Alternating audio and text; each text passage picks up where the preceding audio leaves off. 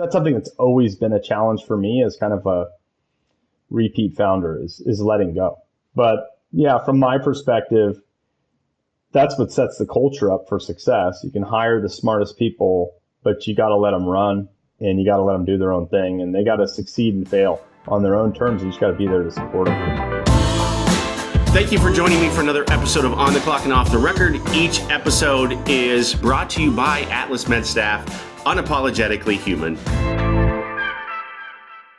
Today's guest has probably saved more recruiters from chasing references than Advil has saved us from headaches. He's the co-founder and CEO of RefAssured, a company that decided reference checks shouldn't be like pulling teeth or rolling dice anymore. Brian Vesce has built his career at the intersection of staffing technology and making sure people are exactly who they say they are, which in our industry is kind of a big deal. Brian, welcome to On the Clock, Off the Record. Thanks for having me. Pleasure. So I did a little intro for you there. Introduce yourself. How did you possibly get into this world that we all live in now?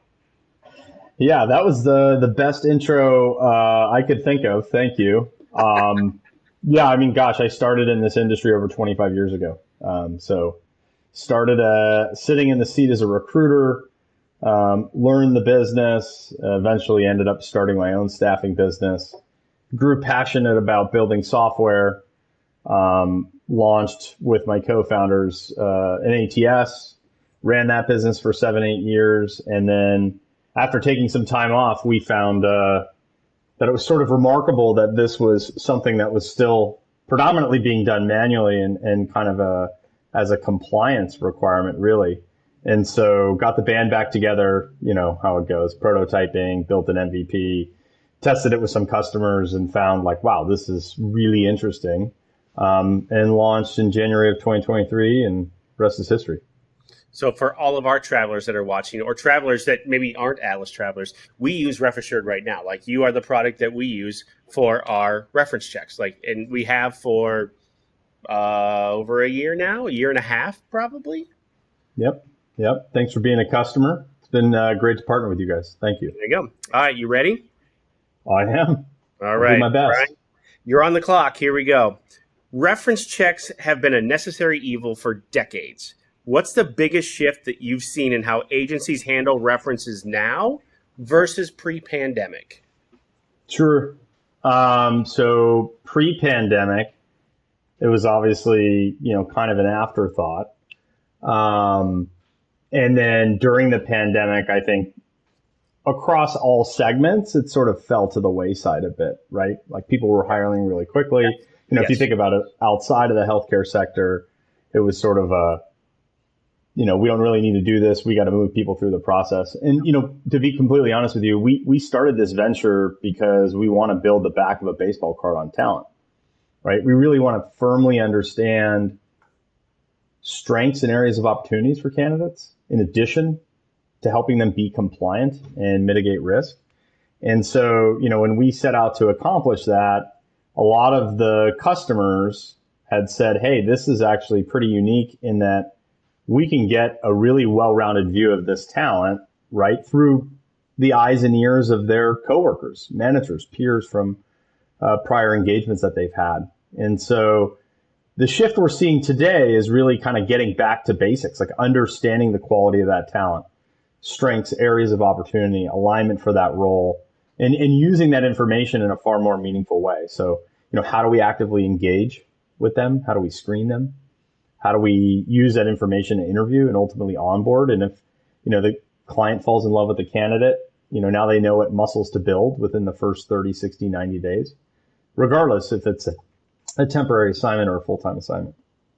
Isn't it weird how, and you're not the first to say back to basics on what we're doing and kind of where our industry is right now. I think because of how we accelerated through the pandemic, we lost some of ourselves in that. And now we're just going back to basic blocking and tackling, like the absolute basics of our industry. Yeah, I've been in this industry a long time. You see this pendulum swing back and forth all the time. It goes from a very job heavy, industry, and then it swings back and it's kind of a talent heavy industry, and finding that balance and going through those undulations is something, quite frankly, as a staffing services business owner that I struggled with forever. Too many jobs, not enough talent. Too much talent, not enough jobs. And so you got to find that, always back and forth. Yep, absolutely. All right, RefAssured has positioned itself as improving trust and efficiency. How do you convince a firm like us, right? Like any of my friends or competitors in the industry, that this isn't just a compliance box to check. How this is an important piece of what we do every day. Yeah. Yeah. I mean, again, from my background as, running a staffing business first and foremost, secondarily, then running a software business, when using that experience, when I received resumes from partners that we use to help find talent, like I really wanted to know not just where they work, but I wanted to know what did they do there? What was their performance? What did they think of them? And so, fast forward to today, right? Like when we first launched, people were using resumes and LinkedIn profiles to make engagement and screening decisions. And those were written by candidates and edited by recruiters. Now, with the advent of AI and all of the other things that are going around with respects to, candidates, are those real candidates? Are those not real candidates?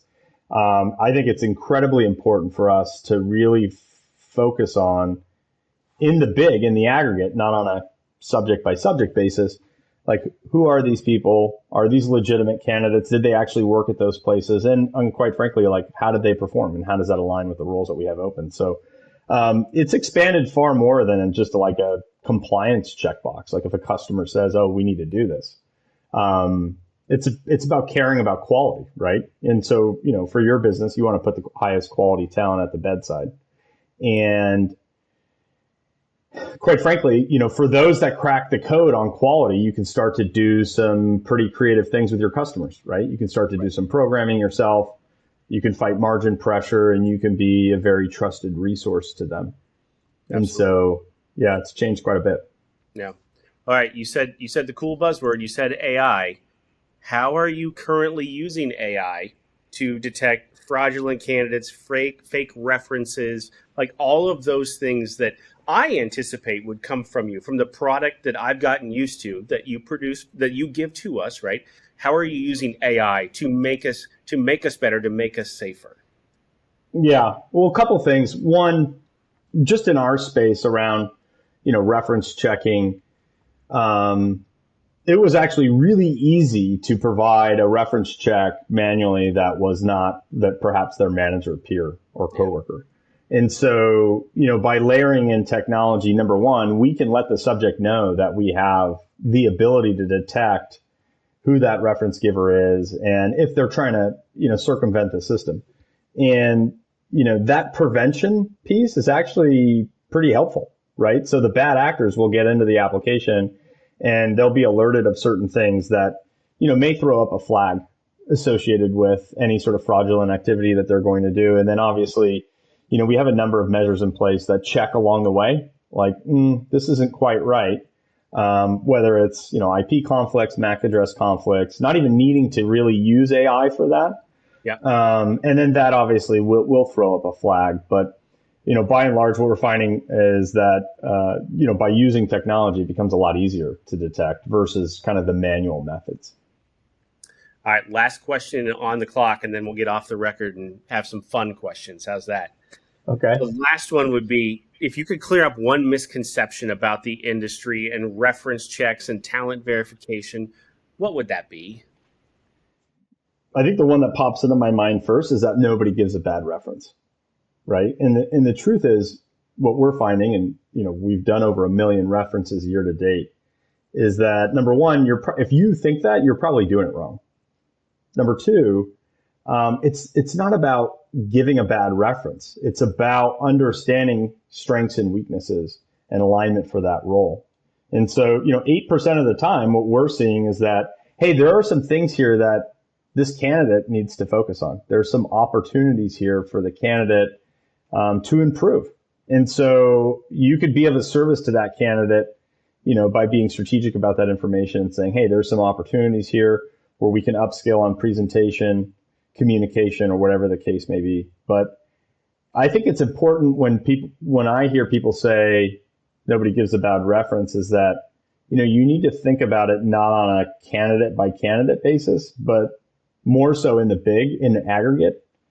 When your firms are talking to hundreds, if not thousands of candidates every week, it's how are we making sense of that information around that talent's past performance, not based on your opinion, but based on the opinions of their peers, coworkers, managers, and that sort of thing. So I think that's one of the biggest misconceptions since start. And we've done a fair amount of education and like working with customers and asking them, how do you measure quality? And, we've come a long way. We've got a lot more work to do, but that's probably the biggest one I've seen. Makes sense. All right, let's go off the record. So this is the part where, and I like to pull the curtain back a little bit, because you and I have had our share of beers at the hotel bar after hours, right, at conferences and whatever. When you have the honest conversations about the industry itself and our peers in the industry. Now, you don't have to share any names. We can protect the innocent here, but give me one scenario where you got off a call with a client, like us, for example, and you said, yeah, we're not doing that. There's no way we could do something like that. Okay.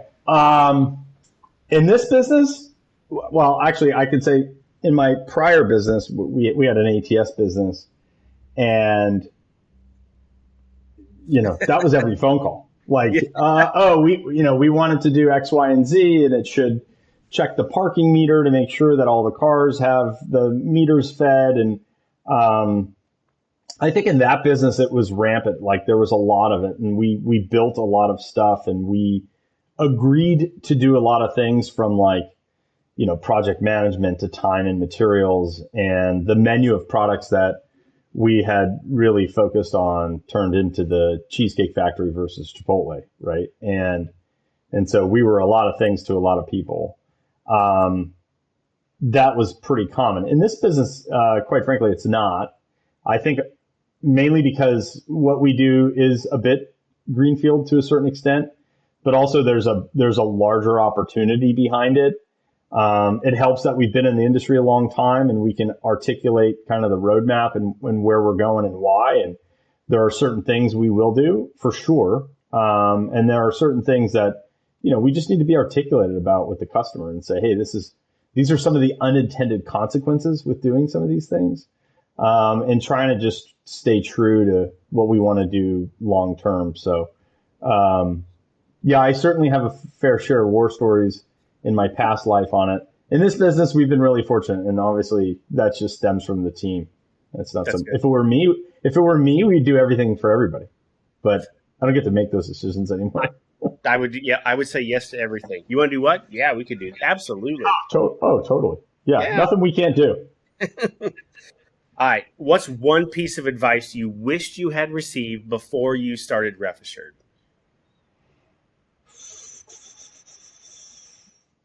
Honestly, again, it's something that I learned through failing, which is, in this industry, we need to deliver real-time results.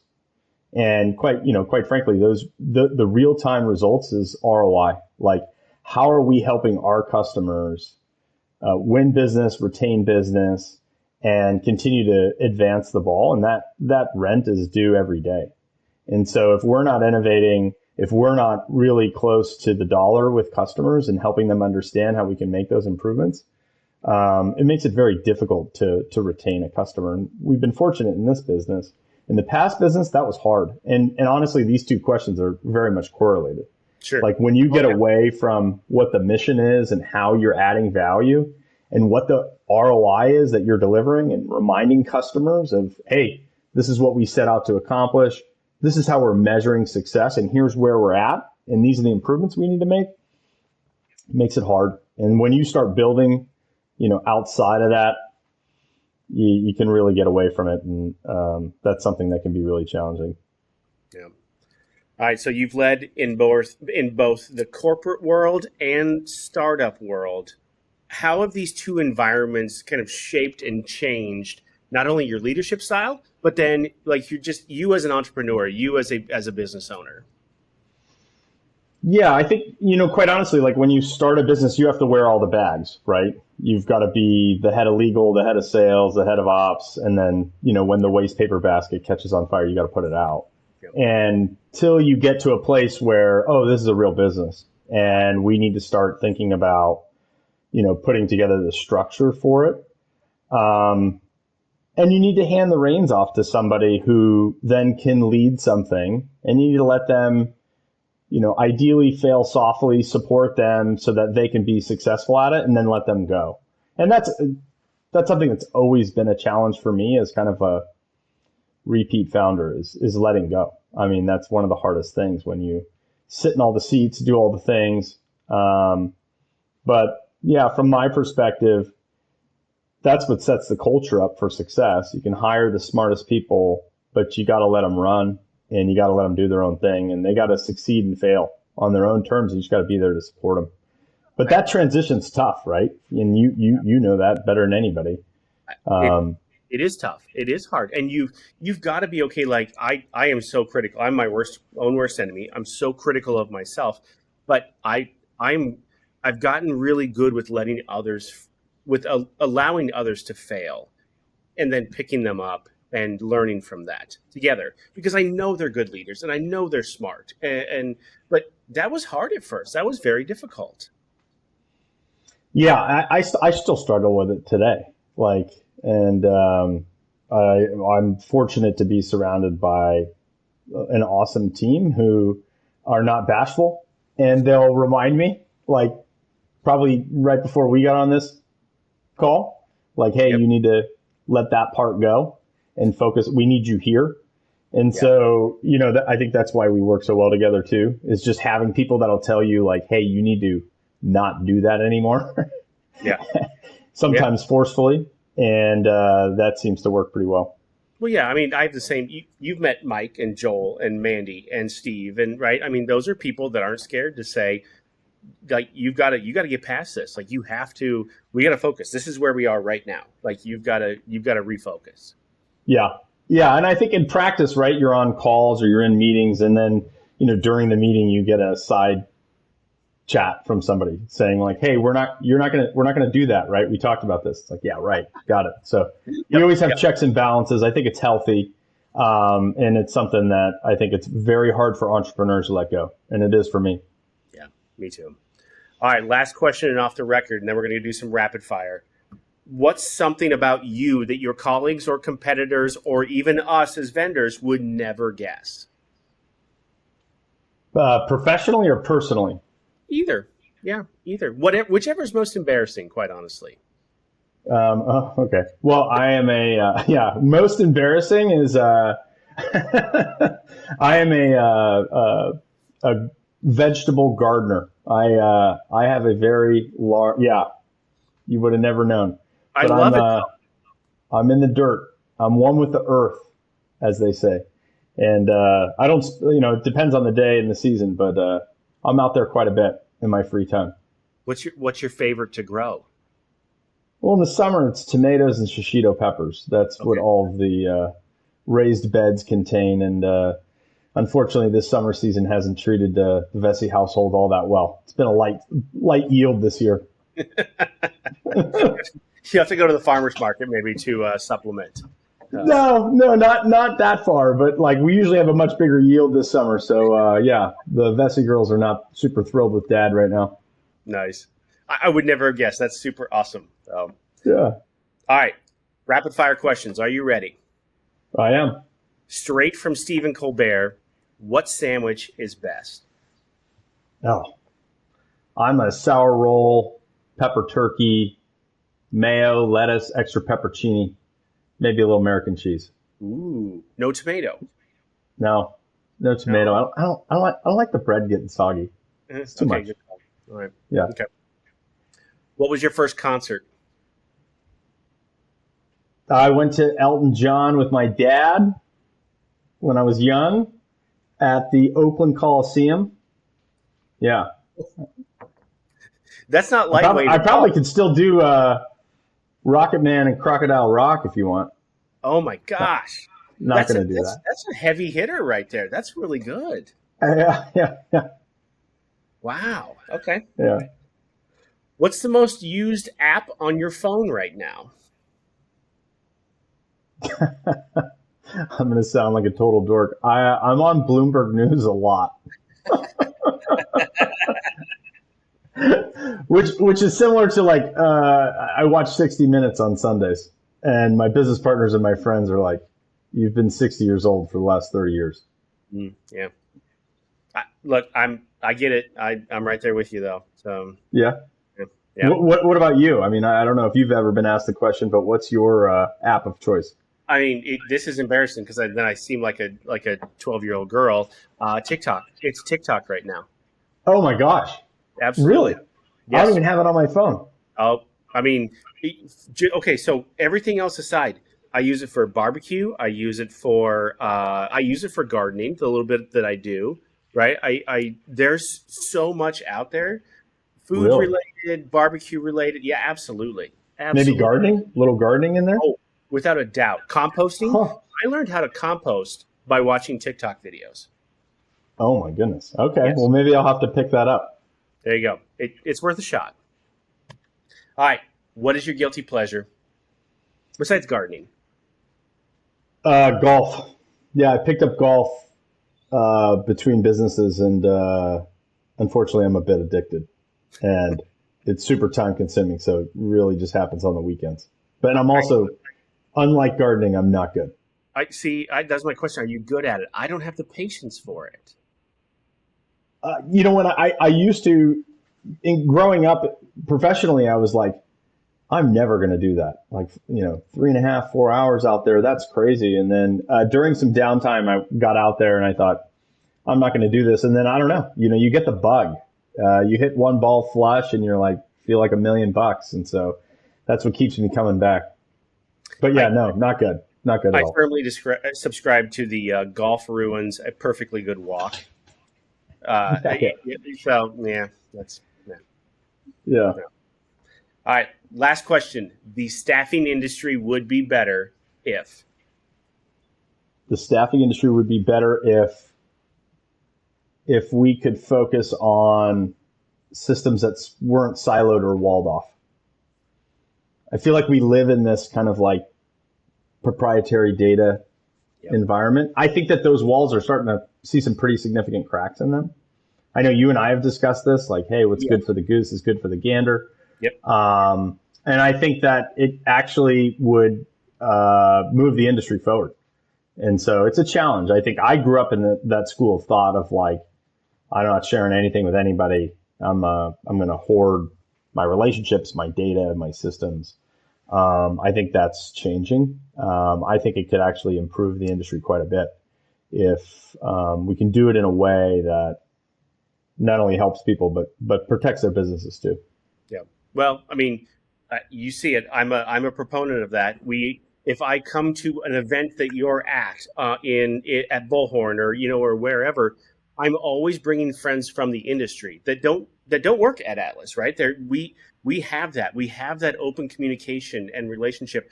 I will absolutely bleed to beat them every day. Yeah. They're my friends, and and we get good information from them, and we all get better by sharing that information. So you're right. The cracks are starting to start. Yeah. I didn't subscribe to that school of thought until halfway through my professional career. It was a mistake by not doing that. And so I've certainly seen the benefit of it. This is a huge industry. There's tons of opportunity for everyone. We just need to be a little bit more strategic about it. And I think it unlocks a lot of value. It certainly unlocks a lot of friction too. Yep. Brian, thank you so much. That is all I have for you. For the last 2 minutes here, give me, where can we find you? Where are you at online? And how do we find RefAssured? Yeah, for sure. I'm easy to find. RefAssured.com. You can find me on LinkedIn. Brian Vesce. Would love to connect, and quite frankly, appreciate you having me on. I've been chomping at the bit to get here, so it's a pleasure. Awesome. Thank you so much. I really appreciate the conversation today, and I will see you very soon. Hopefully at another convention, and then after hours at the bar, having these exact same type of conversations. I love it. Yeah, pleasure being on. Thank you for having me. Look forward to seeing you in person again soon. All right. Thanks, Brian. Bye now. Join us for our next episode where we talk to another industry insider about the staffing world.